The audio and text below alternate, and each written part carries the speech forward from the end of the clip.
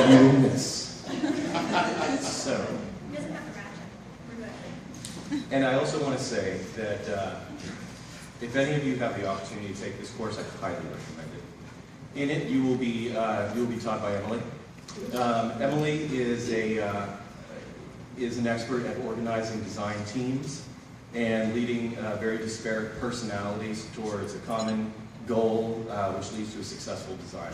This is absolutely indispensable when you're working on designs. She also knows how to dance. One dance. This one has moves like a snake.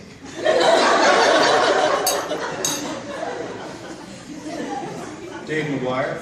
Dave McGuire is the architect for the St. Louis Zoo, so we were incredibly lucky to have him as a mentor and as a facilitator. He understands construction techniques inside and out. He understands budget techniques and how to organize spatial principles, not just for humans, but also for animals.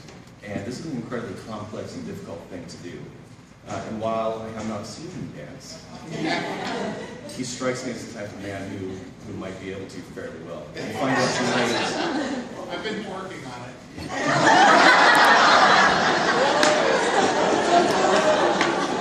Did you say he was working on it? So, by show of applause, who wants to see him go ahead and exhibit?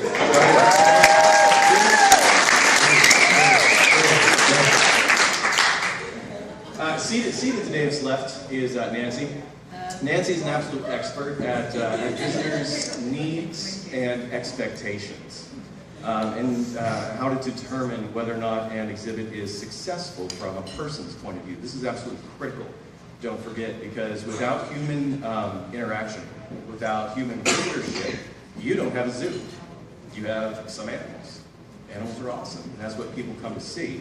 But unless the people really enjoy the experience, they don't return, they're not going through the turnstiles, they're not bringing in money, and your whole operation collapses.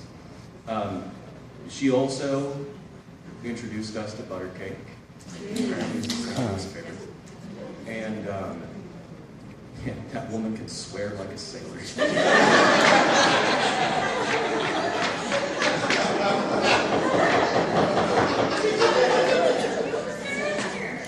Here's my fucking mom.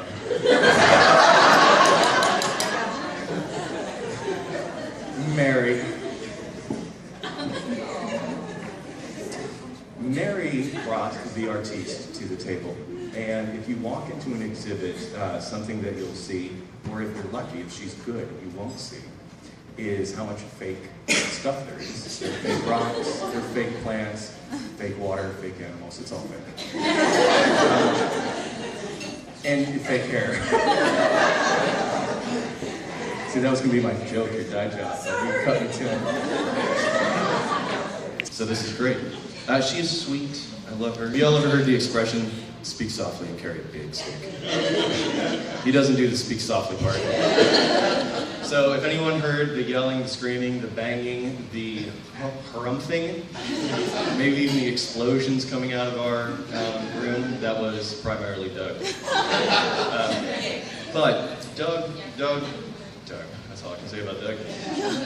Doug knows his animals inside and out, and he really, I think, provided one of the most valuable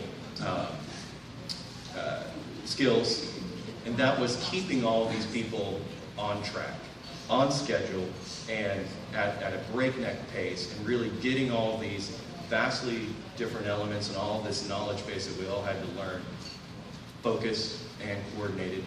And if you apply to your construction projects what you apply to us, keeping everything on task and on time and on budget, I'm sure that you're outstanding. I'm slightly afraid of them too, which is why. Just buttering them up.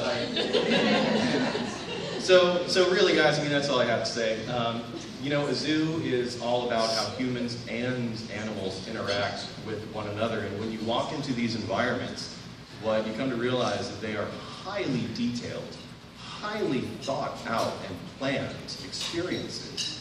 They're amazing. You have to see them from both points of view, from animal and from human.